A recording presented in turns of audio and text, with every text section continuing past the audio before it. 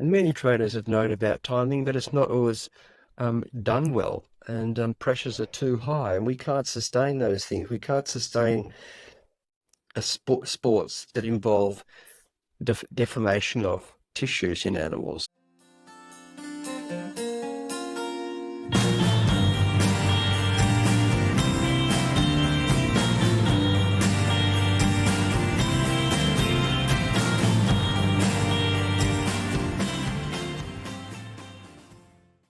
I'm Karen Luke.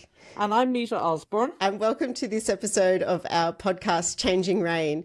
Today, we are very excited to welcome Dr. Andrew McLean as our guest to the podcast. Andrew is a pioneer in studying horse welfare, horse behaviour, and especially horse training.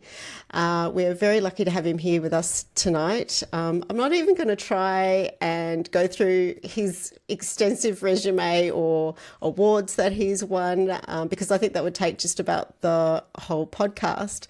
So welcome, Andrew. Thank you so much for joining us. Yeah, thank you very much. It's really exciting to be here. I suppose, Andrew, we started this podcast because we are interested in a couple of things. First of all, we're interested in people's journeys to where they are today.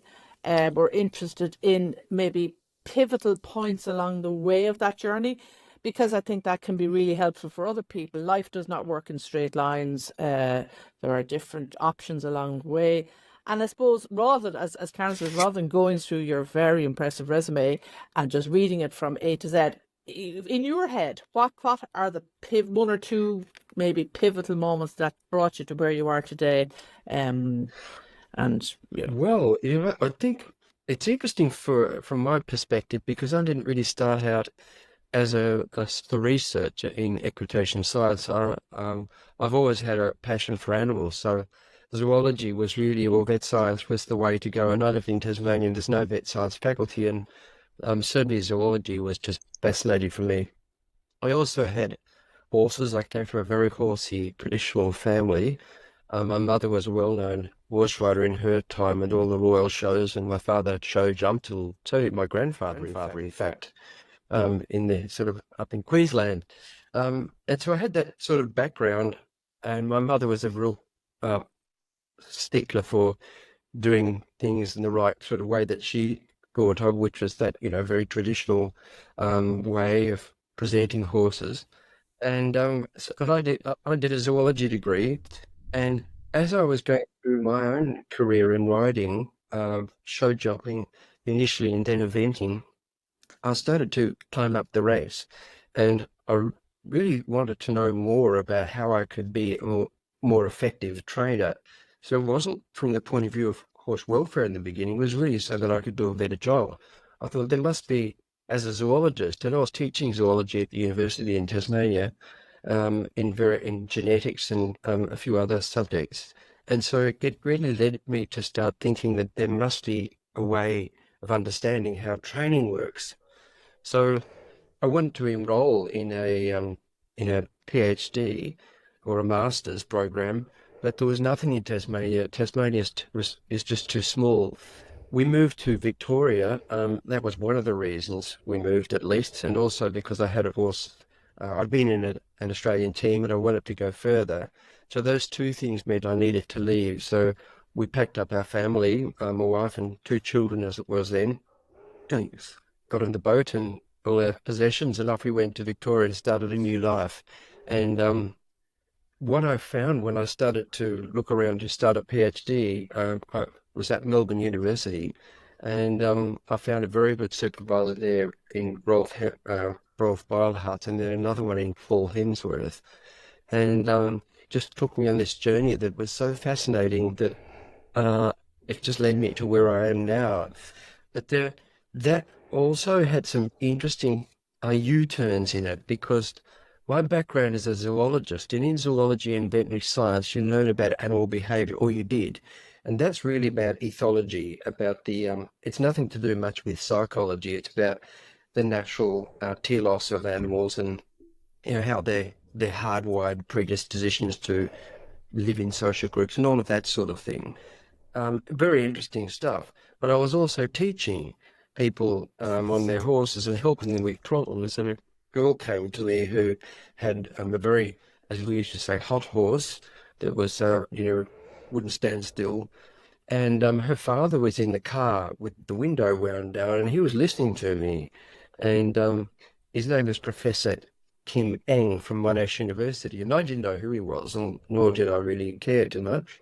I was busy with the horse, and I was telling this girl that her horse is dominant and that she needs to show it who's boss and it needs to be more submissive. So it's very traditional sort of stuff. And her dad got out of the car and he said to me, "So you think my daughter's horse is dominant?" And I said, "Yes, it really is." And he said, "You're a zoologist, aren't you?" And I said, "Yes." And I was very proud of that. He said, "You're a zoologist, you're all the same." He said, "I don't see why you don't see my daughter's horse's behaviour is just a series of incorrect learned responses." And I'd never really heard of a learned response.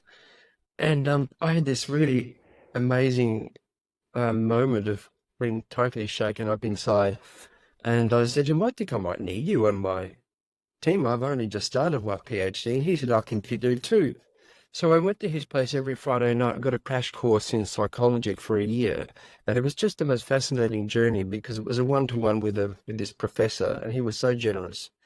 And that led me to really down the track of learning theory. And of course, in the 90s, learning theory and ethology combined in what we now call cognitive ethology. But it hadn't done that yet. And so I was sort of there on the bridge of that change. It was a pretty exciting time to be because we were starting to look at horses' behaviour from the perspective of learning theory and ethology and seeing how they interconnect. But then also as time went on, people started to say that my work was very, reductionist and black box and, wasn't taking account of the horse's emotions and all of that sort of thing. And because I'd already had quite a few U-turns in my life, I was really prepared to hear that. And I thought we should change and move on with that. And I had a good chat with Paul McGreevy, and he felt exactly the same way, that we should explore that. So in 2014, we started to delve into areas like attachment theory, affective states, and arousal. And it was really that journey. And then through welfare, just to cap off this long story about my journey, but I was at a conference with Professor David Mellor. He was giving a talk about the 5 domains, and I thought it was just a wonderful model of animal welfare that he presented and been working on with his other colleagues over the years. But one thing I thought was missing, and that was human-animal interactions. It was very relevant for animals in husbandry and in many other places, zoos, etc. But it didn't really refer to how much it will mess up an animal by really confusing interactions. And my job at that point, in those early days of my life, but throughout the early 2000s and since, has been in helping people with behaviour problems.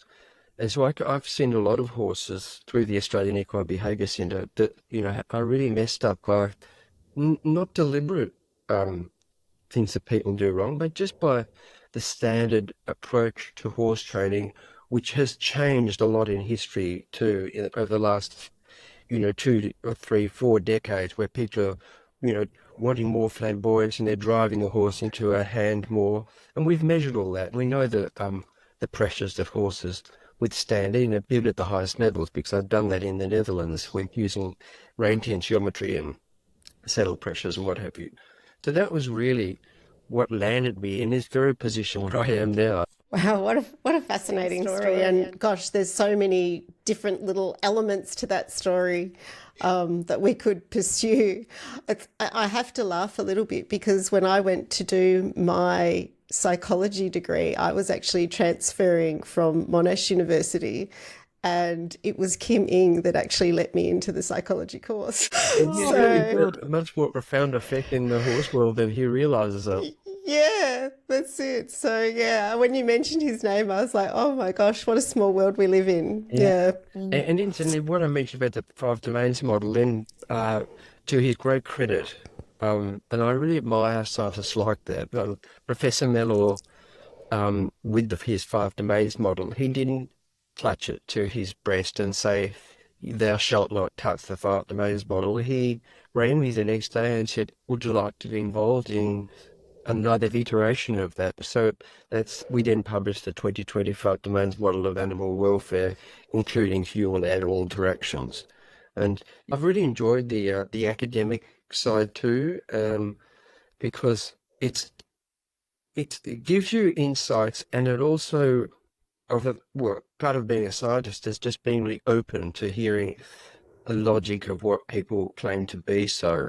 Um, and I never discount the fact that horse people who've been around horses for a long time know a lot, and that's for sure. And not necessarily through deductive reasoning, but through inductive reasoning, where they've just been exposed to so many horses, they have, um, lots of knowledge and lots of inner knowledge that they don't necessarily know how to put in words, which I find quite fantastic. They're good at doing it, but when you explain, often their explanations are a little bit different to what they're doing. Two things jumped out at me from that lovely description of your journey. One was the U-turns, because a lot of people in your position wouldn't necessarily admit that there were U-turns. I think it's a real sign of, I suppose, humility and openness to be able to say, well, actually, that's definitely the wrong direction. I need to turn around and do it this way. And that might be part of the problem. People do get very set in their ways, and the further along they go and the more eminent they get in whatever they're working in, the harder it is to admit that actually there's maybe been something wrong with what I've done. So I thought It's certainly the hardest thing to resist, isn't it? It's very difficult to resist that. And in my zoology degree, I was going to explore some aspects of the philosophy behind biology, and I took a small unit in that. And one of the books that I read was The Nature of Scientific Revolutions by Thomas Kuhn, and he talked about paradigms and how, whenever we're all locked in some kind of paradigm, we're locked in a scientific paradigm, and they all have their faults, but it's hard to look inside, and even through that, there's a sort of a blockage there in that view, and so we tend to massage things. I mean, the religion was a great one before science. That if things didn't fit into the religious perspective, you could manipulate them until they do. But I think the great thing about science is it's not really open to manipulation, and it's a really raw and honest opinion. And I guess it doesn't always suit a lot of people's thinking, but I like it because it's a really good position to be able to say, yes, I've changed my mind. I've moved on, and it was difficult when I was young, but it's got easier as I've got older. And the other comment you made, you said that you helping people with behavior problems. And I thought that's interesting, because some of those people would probably say you're helping their horses with behavior problems, but you're talking about helping the people. Is there anything in that, in the way you phrase that? Yes, there's a lot in that, because some problems that really arise through no fault of the people's, the riders or the handlers, the horse might have just accidentally shied through a cat jumping out of the bushes or something, and now the horse has a neurophobia of that place. But then it becomes a sort of unravel a series of catastrophic events where the horse now jumps sideways, and then the horse does to generalize this and doesn't want to go in certain similar places, and then the owner's really locked into a narrow place. But then there are many others where the horse doesn't really have much of a problem at all. It's really the owner or the rider or the trainer and the way they see it. And so helping people get past that, I think, is really it's a challenge, and it's interesting because from my perspective, I've started to delve into this with the help of a lot of other people, and I see that if somebody has a very sort of you can see that they have a compassionate view, you can talk to them at that level. But if someone has a more, very more right-wing sort of view of tradition and leadership and that sort of thing, you can then talk to them and get them to see your opinion. I think you have to first of all explore where they're coming from, and then try and just make one or two small changes.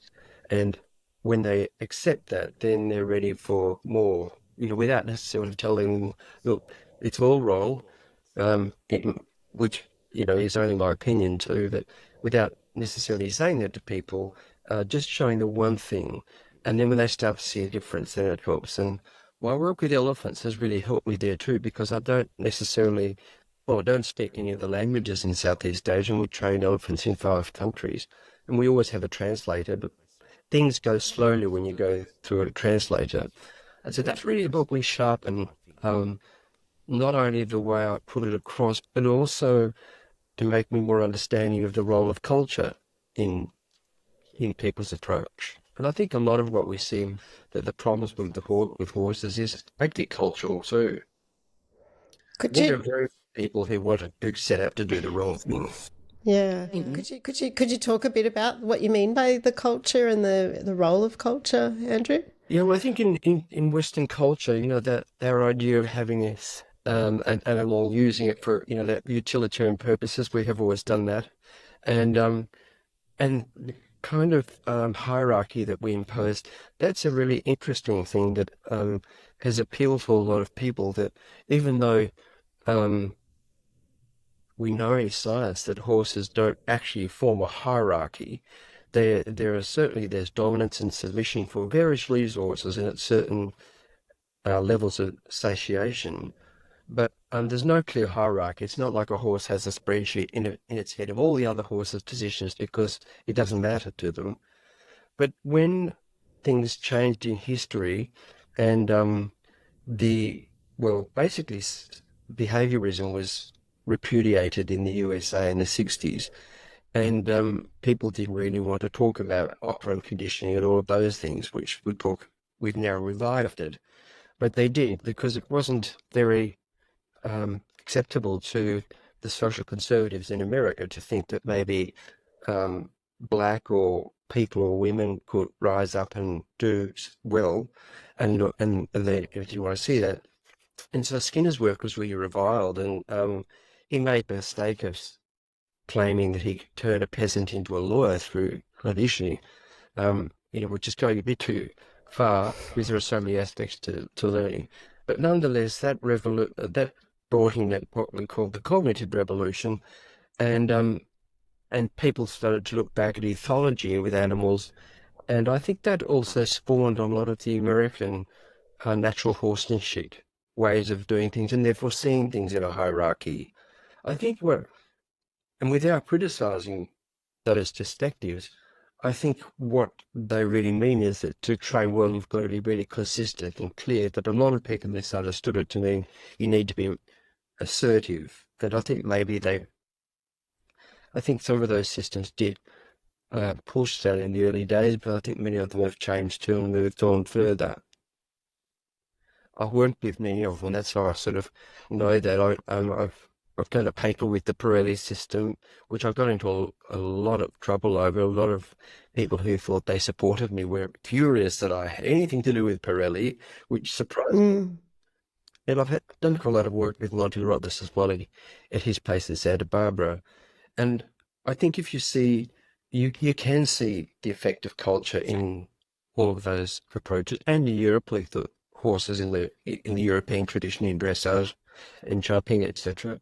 You can see the effects of culture, but you can also see that they do want to move on, but they don't see a path to move forward into. I think they want to shut all this down. It's really quite aggravating what's happening now in the horse world, and rightly so. There's some really bad practices, but the general horse world, I think that's why often they support each other without really thinking hard about what is a way forward. And I think there is a way forward. Yeah, it's funny. I was listening to someone else speaking not so long ago, and they certainly raised that as one of the challenges for making sort of improvements in horse training practices and things, is that it's very easy to find someone to teach you in a very traditional way of training, but it's not so easy to find someone to train you in an alternative way that might be a bit more scientifically based or Difficult. And I think, as you have pointed out in your literature, moving away from seeing the horse as object to subject is really important. But if you talk about that with many horse people who clearly by the way they do things see horses as object, they would deny that. So, no, we love our horses. It's not about love. It's, and getting people to understand being or the reality of it. Sentience wasn't something we talked about much a decade, 2 decades ago. So these are all people are wanting landslides, but it's a very slow process if we do it well, I think. one of the things that you're quite interested in at the moment is roadmaps. Do you have an idea for a roadmap or? I do have it, and it's not complex, but I do think first of all we need it in the FEI. If I'm talking about FEI sports like dressage, I think we need a judging think tank, and that shouldn't include just judges or horse people necessarily. It should also include equitation scientists and other people to really look at what they call now it's called the training scale. It used to be called the German training scale.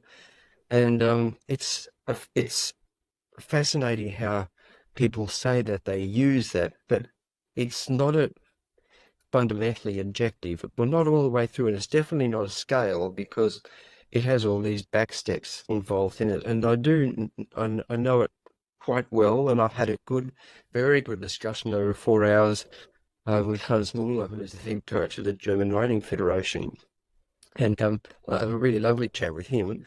But I also presented alternative judging scale at the Global Dressage Forum.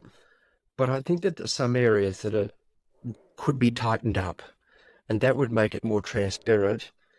Other sports like gymnastics and diving and figure skating have all had a judging revolution. So you would think that dressage should have, since we have another animal involved. So I think looking at that, and then for me, the roadmap to the future is privileging self-carriage. I think if we had horses in all sports, it's possible, even in racing to some extent, or to a lot of extent, to have a horse that is on a light rein, and then you give it a cue to go forward, hands and heels. I've seen many, can be involved in racing myself, where that's possible. And in dressage, I think if we really privileged self-carriage, where if the rider gave the reins away for just 2 strides or one right, but set out on a straight line, and if the horse sped up or changed its outline or lengthened its stride or did anything changing in its tempo or rhythm, that would be a markdown. And if the rider released one rein at a certain point on a circle, I know this happens in lower classes, so I'm not denying it never happens, but these tests need to be much more throughout and all the way to the top. And giving one rein on a circle to show that the horse doesn't drift out, and even legs away shows that the horse doesn't leave nagging. I think if we privilege self-carriage and therefore filter it into coaching systems, and that's been the basis of my coaching for 20 years, so I don't find that a difficult thing to do. It's transitions, and it was a traditional coach who taught me about transitions, and that was Kira Kirkland.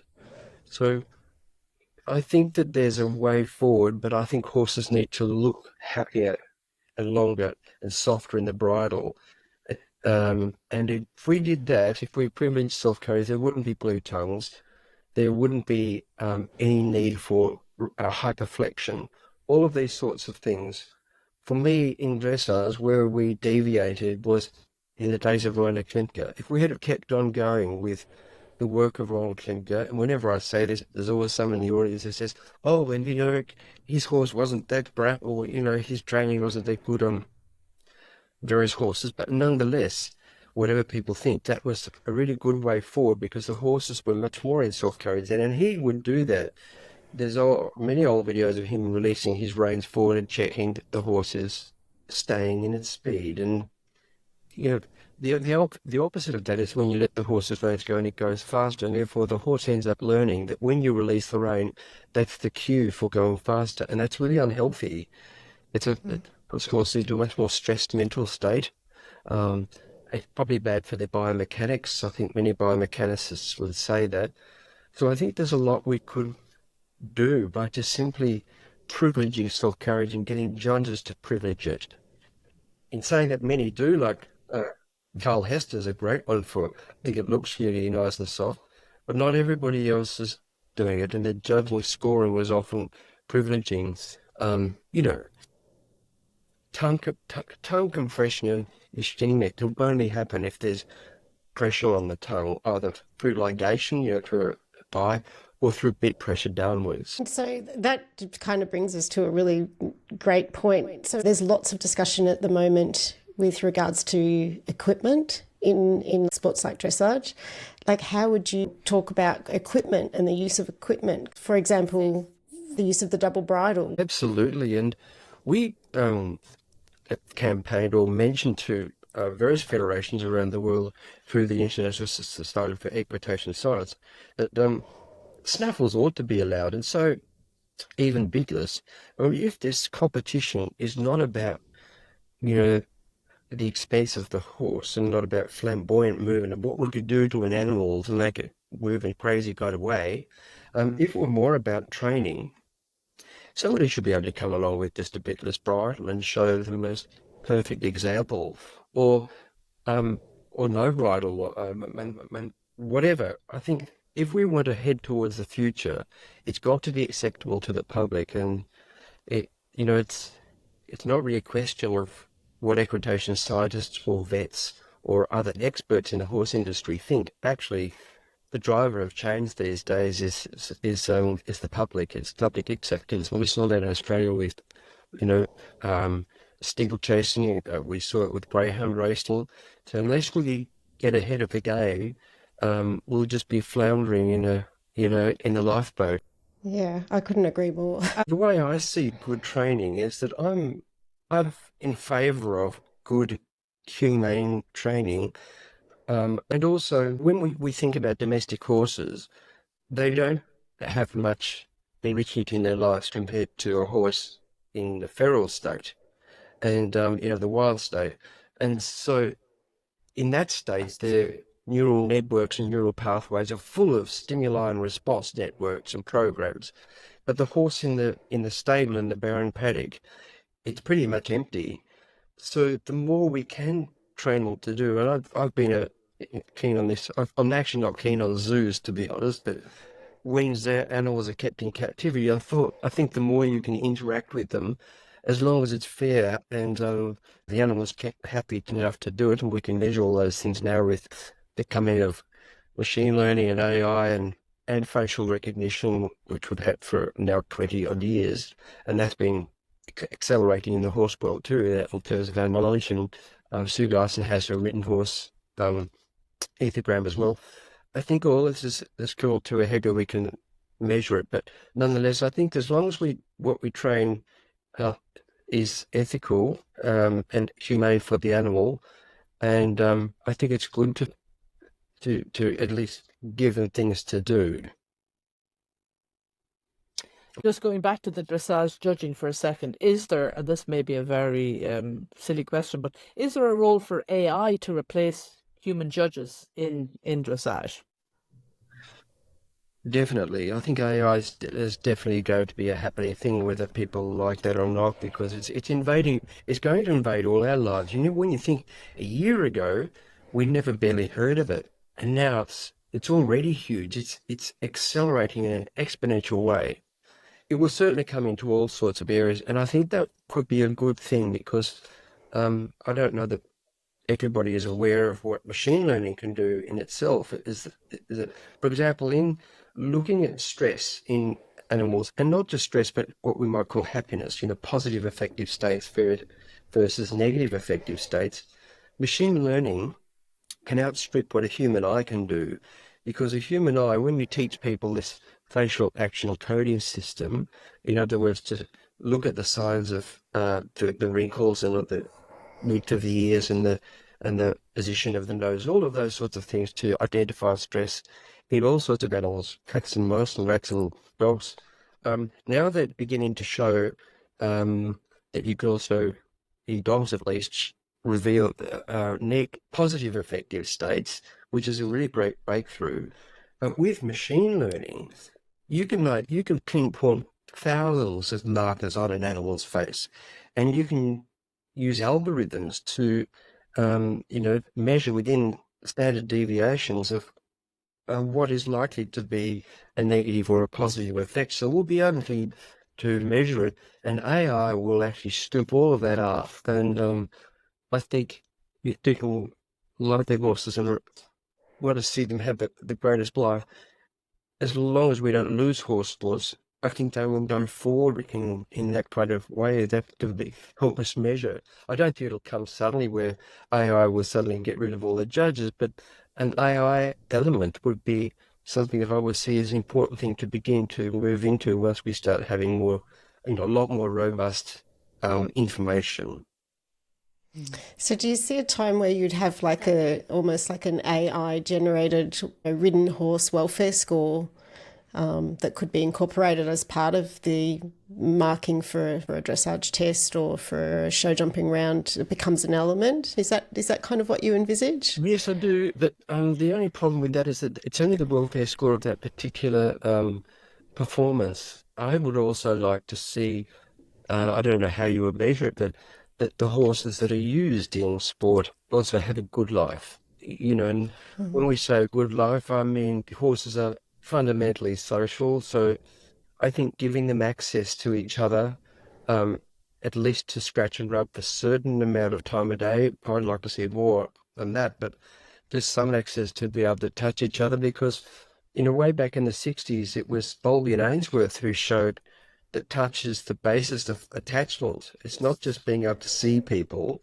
All those hideous experiments are still on YouTube. I can't remember the guy who did it, but those awful experiments with children where they were not touched, and that we saw those things in Romania as well, in the Ceausescu regime. That it leads to irreparable damage. And I don't think we think enough about that with horses, that, isolating them like that. And of course, people will say, my horse loves to be alone. But if that's a messed up horse. You don't ever see a feral horse hanging about on its own. They're social animals. And so if we disturb those natural elements of their telos, I think we start to produce a more insecure animal. And for me, it's a bit like, I always use the analogy of a leaky bucket. If the animal's really mentally secure, that bucket's full and it's really confident and it's mentally secure. But the more we don't give them any kind of access to their needs, then the more this bucket's got holes in it, and we have to keep filling it up, and no amount of toughening can do it. And we do know that with other animals too, that they tend to seek social interactions of touch and rubbing more when they've been confused or are insecure. So I would like to see that come into the education of all horse people, the importance of those basic things that, socialization, exercise. Well, most of our horses get that, the performance horses, but nonetheless, that's so important. And of course, there are many of them, but these to me are the big ticket items. And access to foraging. We forget that horses, eat somewhere between 8 and 13 hours a day of high fiber, low carb food, typically like hay. And I think if we gave them access to that, and I don't mean by eating it, it's just the act of munching or fossicking. So if we provided slow feeder hay nets where they only got one little strip of hay every 20 seconds, they wouldn't get fat, and you could still have a performance horse. If they live most of their life being able to do that, or with food balls and all those sorts of possible toys, that gives them access to those needs. And so we need to move away from humanising the horse, I think, and seeing as just a fluffy human. And one other point that's often brought up by people when we talk about stabling and isolation is the risk of injury. These are some of these horses you've talked about, the Yes. dressage horses and show jumpers and race horses, of course, are seen as high value commodities. So we want to keep our investments safe. So we keep them in single stalls. Do we get around that, or how do we convince people I that think, that's not well, appropriate? I think if we, it's also a bit of, a paradox too, because when they are on their own, they're more likely, for example, in a stall to run into a fence. We know that here with horses with our stalls, it's commonly a single horse. Um, so there are some disadvantages to being on their own, but in general, I think just having yards where horses can touch each other over the other, that gives them some access socially. It's when they're really unable to touch. To me, that's really big. I think that's so important to enable them to touch because we know there's a lot written in humans about touch hunger. That when you're hungry for touch and you just isolate it. Isolation is the most significant key ingredient of mental illness in humans. And similarly in horses. Yeah, well, I would think so because they're also as social as we are. I mean, horses are Mm. the only species we know of that when they groom each other at the base of the neck, that there's a lowering of heart rate by around 10 beats per minute. And it's the same when we groom them along the area along the neck and in other areas too, but typically those areas because there's just plexus of nerve that directly affects the vagus nerve. So it is a important thing to do to enable them to have touch. And for us, that good thing you raised that, Karen, was for us to do that to them too. But rather than describe them at a distance, but in patting, they can learn patting is a reward in a vague kind of way, but it's really a ridiculous thing to do. They can learn it if you train it through classical conditioning, where you patted the horse and then immediately rubbed it, or patted the horse and then gave it a food reward. They've learned patting, but rubbing is so intrinsic to them. And then when you do it, you start seeing changes in horses. For a messed up horse, it takes quite a few minutes to do it, but they see start reciprocating. Yeah, I know when I've been teaching people riding and you talk to them about the whole padding thing, and they're always really surprised when I explain, well, that's actually really a monkey behavior. Is it? And the horse actually really likes rubbing much more than they like padding, and they're always really surprised about that. Yeah, So exactly. yeah, We go to the zoo and see chairs patting each other. And yeah. there's the problem. When you talk about the friends and the forage and the three F's that make it quite simple to explain to people. I'm not sure that people always understand freedom in the way it maybe should be understood, because I think they think it is part of the freedom to be with their friends and freedom to forage. But there's probably also an agency element to that freedom. And people, again, don't like this idea because that's kind of saying, oh, the horse can do what the horse wants to do. They have agency. And that, again, doesn't sit well with people who feel that the horse should want to do what they want them to do. And again, interested in what you think about that. Yes, actually, I'm glad you mentioned that because I skipped over that. I meant to talk about the freedom to do with in that exercise aspect of that domain. And that is important that the horse has some freedom to move and to do things. I guess it's always going to be limited, and so therefore agency will be limited in a domestic situation. But the more we can give them opportunities for their own exploration and whatever they do, the better that is too. Agency is an interesting idea because it's often, people often think too much about that. I think, well, I shouldn't say think too much, but talk about agency as the real problem with all human-horse interactions, that, horses lose their agency. And they certainly do when you ride them. You're pointing them in one direction and they go there. But horses are also very good at forming habits. And we do know that they are highly unlikely, from all the data we have about their neuroscience, highly unlikely to reflect on their position. So as long as they're trained well, they can form good habits. And as long as they have a certain, 23 other hours to do the things that they're able to do, I think that's important. But in the natural state, a horse doesn't have full agency either. A horse might be very thirsty and want to go to the water hole, but all the others tear off in the other direction, or he loses his agency to drink. And so there's a lot of losses of agency in horse-to-horse interactions, and just in the general features of the natural environment. But some agency is really important, and that's what I think we don't know how much.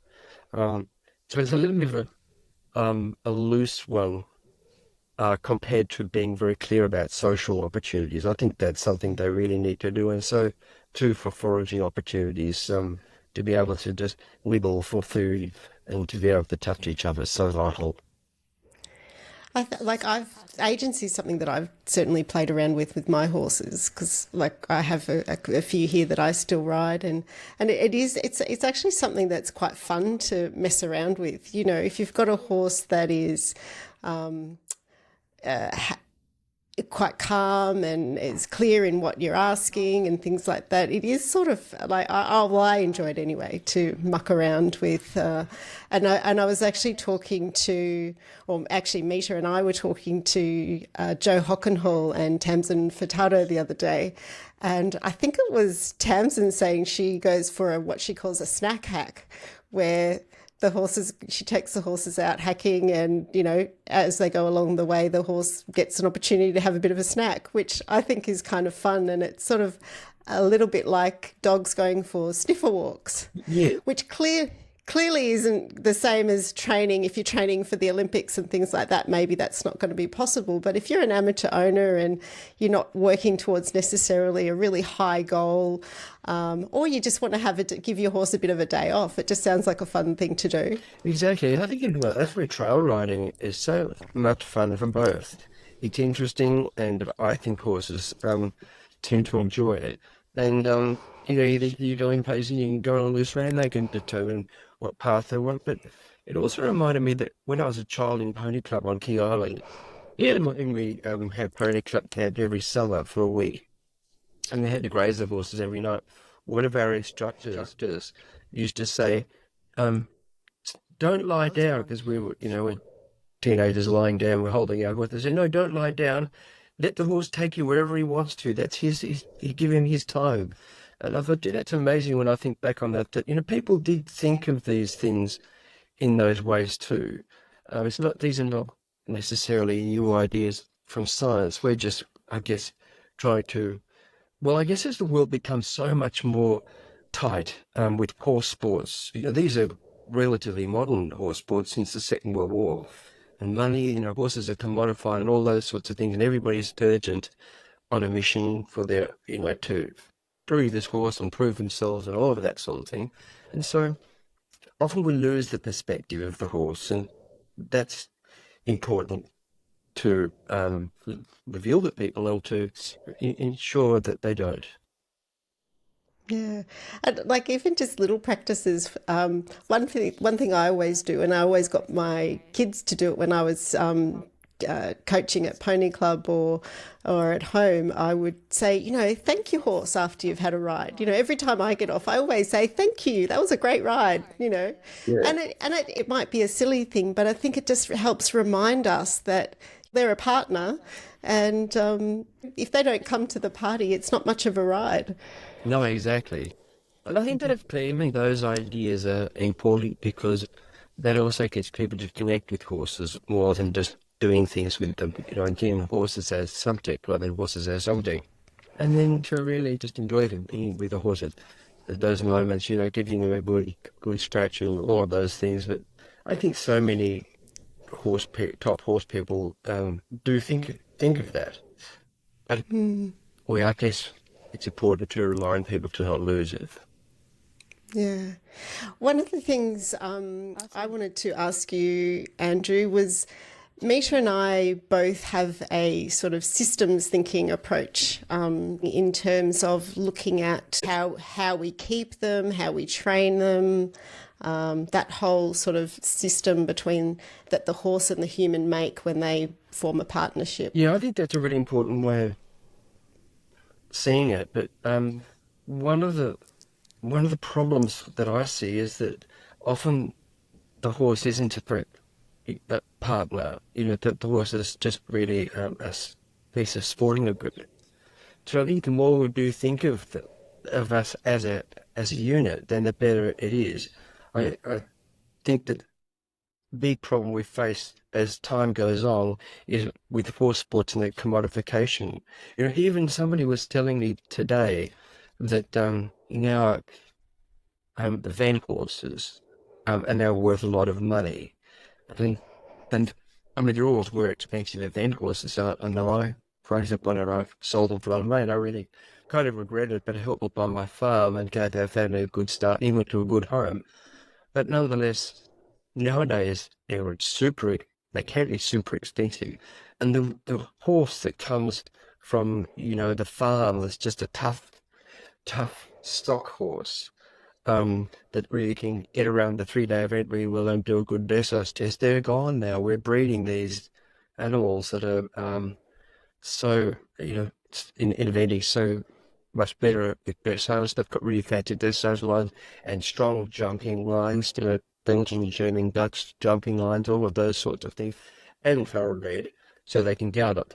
And that kind of combination, but they're now worth a lot of money. And that I think that's a sad day when horse sports go that far, but they have, and it's inevitable too, I think. But that's why I think if we go back to restructuring what we expect to see as dressage judges, we could bring it into a much better world for horses. If you look at whether the horse is in self-carriage, it doesn't matter if the rider gave the reins away or the rider does give the reins away. I think that should be the philosophy, as I said. Then that should be a benchmark for all sort of tests. And I think coaching systems, as I said, too. Yeah, there's a lot of focus on dressage, but there's also a lot going on in the show jumping too. You see a lot of gear in the show jumping. How would you see the whole self-carriage, or can you see the whole self-carriage thing applied to something like show jumping? Yes, I can. I know as a show jumper, I haven't been a show jumping horses for a long time. But I did show jumping. I had many good lessons from some great trainers in show jumping, and they would talk about the draw onto the fence. So if you let the reins go, the horse would accelerate a little bit. And I think a little bit of that is okay, because that does help them get there. Otherwise, the rider's got to make the impulsion, and that's, I think, could be a bit more dangerous. But I think as long as the horse is gently in self-carriage and you can release the reins and then take them back, he's not just going to bolt off. And that's what I've seen happening now with model show jumping horses, is that the beating has got so much stronger. So if you look at some of the pictures of the old show jumping riders, I'm going to say the old ones, 30 or 40 years ago, quite a few of them were in snaffles. But they're just getting so much, as they say, blood in them now. They're so much more sensitive. And they want the horse to take you to the fence, and that's fair enough. But there's a limit to how much. I think it shouldn't just be held in such super strong bits that's all that can stop it. Because when you look at it, for example, a curve bit, the ratio is about 6-to-1. So whatever you feel in your hand, the horse feels 6 times more of that in its mouth. So they're pretty strong. But also there's an element of hyperalgesia in that effect when you in the horse, in that the pain is exacerbated. So you need progressively stronger bits. So it's quite exponential, the amount of pressure you've got to put on the horse to keep them together in many cases. And I think that's so bad for horses. But again, if we train more in self-carriage, it would be better too. But I think many systems and coaches don't know how to do it. The idea for me is that the horse learns to stay in the speed, whatever you've asked, and that's important for any kind of riding. And that you can that it waits till you give it the signal to go faster, or he waits till you give the signal to go slower, and they stay in those speeds. And that perseverance is something that you can train through transition. So my understanding of it was if I had horses that were too strong, I would do quite a lot of downward transitions and focus on the downward transitions. If I had horses that were too slow and, lazy, as they say, I focused more on upward transitions because the downward ones are easy on a horse that's lazy and the upward ones are easy on a horse that's hot. So focusing on those things and trying to keep the horse in the middle is self-carriage. Um, it, I understand it's harder for show jumping, probably harder for racing, but certainly it should be something that dressage focuses on because they're not galloping and there's no need for the tension except for the flamboyance. And I just think that tension, and people give it names too, they call it positive tension, all those things. I just think these are all a narrative that we've got to rethink. Again, Andrew, putting my racing hat back on, how much uptake or has there been of equitation science within racing? I mean, my own personal view on it up to recently was probably that equitation was not necessarily anything to do with racing. Even the term itself sounds like something, the ridden leisure horse, competition sport horse, not so much for racing. And do you find that's the case when you talk to racing people, or what can we do to Yes, I do. I know a few who've taken it up, um, and a few who've been very interested. I worked for a fellow in Australia called Peter Hayes, who was our top trainer here until he unfortunately died in a light plane crash. And I was actually, I think speaking to me was probably his last words, because he telephoned me to say he was getting in this plane and would I mind going down to Melbourne because there was a horse, can't remember what it's called now, that was having problems loading in the starting gates. And just as I was listening to my answer phone message, on the television was this message that Peter Hayes had died. Now, Peter Hayes was interesting for me because I was his consultant for behavior problems, and it started off with just barrier problems. But he took me out to dinner one night. He was quite a luminary, very intelligent man. The side of it sort of intelligent as they asked questions, and he took me out to dinner and said, I want to ask you if there's anything we can do and it was a huge business, his racing enterprise in Angaston in Collinsvale in South Australia. And is there anything we could do to improve our performance and to get horses to, be calmer so that we could get the best out of them? And so I helped him with a lot of things. For example, teaching horses to avoid having lugging bits on where they're held on a tight rein so that they stay straight. Teaching them to gallop straight like we do in eventing and other sports, whereby you do a turn and then give, and do a turn left and give, and then a turn right and give. And just being careful about how because if you teach them the equality of the left and the right turn, then you can teach them to be straight.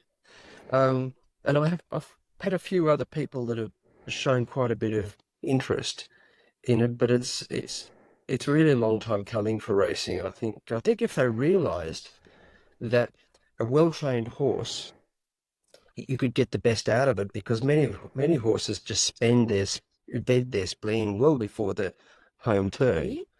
And the two variables of racing that really made a difference to a horse in terms of acceleration are tempo, the speed of the quickness of the rhythm, and also stride length. And horses typically go quicker on the home turn, but then they lengthen on the home straight. So if that could be understood by race trainers well, they would soon learn that they could have a cue for quickening and a cue for lengthening. Because that's what that happens in dressage, of lengthened trots and lengthened canters. So I think there's a lot could be learned through the effective use of level theory, to not only make a better life for racehorses, but also to affect more efficiency. And it is a long time coming to race, and I agree. And I think part of that is because many racehorse trainers believe that they've got a recipe, and just you get the horse into the barrier, and it goes, and if you can contain, and that's really good, but they don't really think about it too much. The stop response, for example, in racehorse is usually not that good. because they don't need it. That it takes you 200 meters to slow down.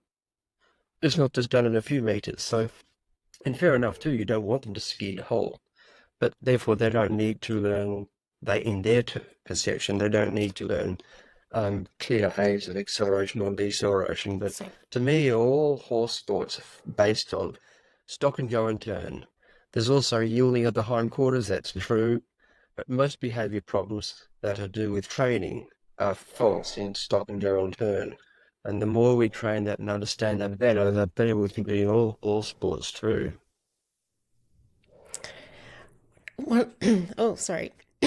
One of the things that I'm curious about your thoughts on, Andrew, is there's lots and lots of research, a lot of it's yours, that's been generated over, say, the last 20 plus years. But there doesn't seem to be so much on implementation and translating that research into practice. If you sort of had a magic wand, is there a project that you would want to see implemented, or is there some initiative that you could see that would really help in that translation from science into practice that you'd like to see done? Yeah, thank you for that question. 'Cause I've thought about that a lot because scientists seem to live in ivory towers and talk to each other and publish, and maybe, but certainly in the old days when there wasn't open access journals, they definitely only talked to each other because anybody else you'd pay 30 odd Australian dollars to download one, and still do in many journals. But nonetheless, scientists tend to talk within their own, echo chamber, and so how do you get these messages out? And I think that's where good journalism, but that's also where these podcasts are really valuable. I think to get people thinking and to get people to start to be educated. But to be honest, education systems need to change too. That's why I'm embarked on that with Pony Club Australia, and I was very pleased that we had such a good, active, intelligent board that they could see this quite in a really clear kind of way. And so we need that kind of understanding. And it doesn't change the outcomes because it just helps you get there in a more efficient way and a safer way for children. But we need to incorporate that elsewhere. But certainly I believe Canada and UK and New Zealand are all moving in that direction with Pony Club. They're thinking of it, so that's a good thing. It needs to be in equestrian coaching federations, and ultimately it needs to be with the International Equestrian Federation, the FEI. I think, that will come, but there's so many other stakeholders and vested interest in the FEI, so it's a really slow journey with them. But I do hope that I see it as coming, because the World Being Commission, that was fantastic. But we need more of that, and we definitely do need a subcommittee for horse welfare on the FEI, and that knowledge would help lead to their education. But education is the key. But journalism, I think, is a really good step for getting information out. But there's so much importance too on education and getting a dialogue in both directions, and I think that's what needs to happen. And what I worry about is I think it was a Nietzsche who said that, we have to be careful because when we start hunting monsters, it's easy to become one. And I think, we have to maintain a dialogue with it. Our chief interest is sustainability of equitation and horse sports. How do we do it? How do we get there together? And I think there are ways we can do it, but we just have to establish those dialogues. I think that's exactly what we're trying to do here in our small little way, having these conversations. I'm definitely coming away from this more positive maybe than I had been, because I think you're right. There's small changes that could, in fact, the fact that there is space between where we're now and where we'd like to be, it gives us great cause for hope. If everything we were doing currently in equitation and horse sport was as good as we could get it, and we were still facing pressure, well, then we would have a problem. But actually, there's lots we can do. And I think it's up to us to spread the word and listen to people like yourself, Andrew, and have these conversations. It's like you saying, just the simple things. I think, for example, if people understood how pressure release works, that, because we've got reins in our hands when we ride, we've got our legs on the horse's body, and, if people think that there's the pressure that trains the horse to do various things, but it's actually when you release the pressure and recognizing the first little inkling of the right answer and rewarding that, because of the horse's mental capacities, it's really important for them that we do speak very clearly and consistently, and where our timing is good. And many trainers have known about timing, but it's not always done well, and pressures are too high, and we can't sustain those things. We can't sustain sports that involve deformation of tissues in animals. We can't sustain sports that involve ischemic tongues or air hunger, because one thing we know about the hyperflexion studies, we're soon to release, it's interesting, I believe, a paper on a meta-analysis of hyperflexion. And there are studies that show that when the horse's gullet is closed, that there's an air hunger, there's an air breathing loss of around 12%. So who would ever put their hand up to do that, knowingly, to an animal to partly suffocate it in the name of sport? So I think, if we really fully embrace all of those findings and look for solutions, because we love horses and we want to make a better life, but we want to enjoy them, we want to do horse sports, we need to all get on this together and look at it from the horse's perspective. Oh, Andrew, I think that's just such a wonderful place to end. Thank you so much for your time this evening. It's been a fabulous conversation. I've really enjoyed it and really appreciate you coming onto our podcast. Oh, thank you very much. Yeah, I enjoyed it very much myself. Thank you. Excellent. Thank you.